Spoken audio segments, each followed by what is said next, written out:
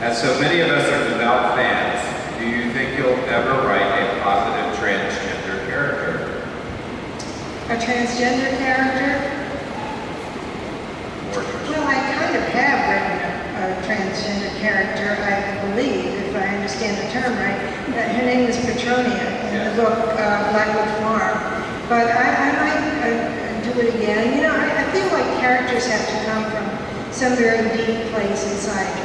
They have to talk to you, come alive for you. At least that's how it works for me. It's never a matter of setting out to do a character so much as suddenly hearing the voice of a character talking to me.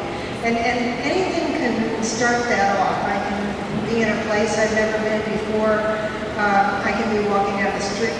I can hear a piece of music. Anything can trigger the birth of a character. And then the character starts revealing a world to me that later becomes the book. So it's hard to answer a question like that. Will there be a transgender character?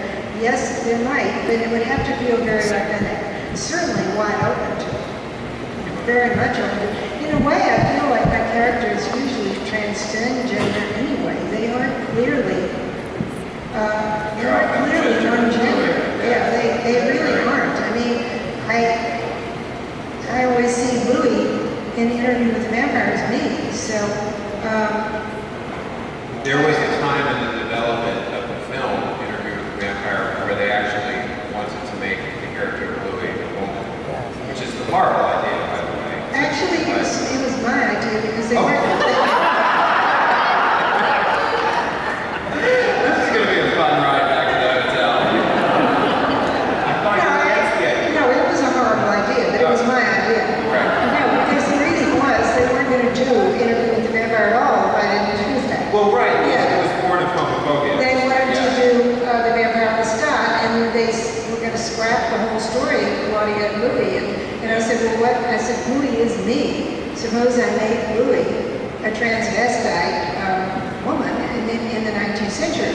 Because in the 19th century, women distinctly didn't have the rights that men had. So I created Louis as a plantation owner who was really a woman, but nobody challenged him.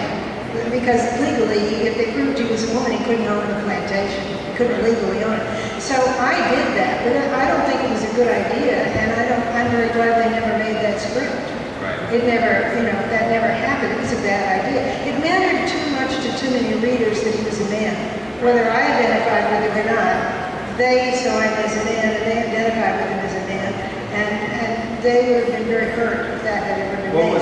What was the quote that a reader early on said, do you realize you've written the first gay, one of the greatest gay albums? Oh, yeah.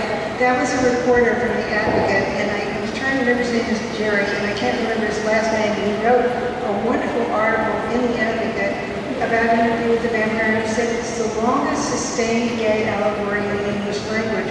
And I was so honored by that.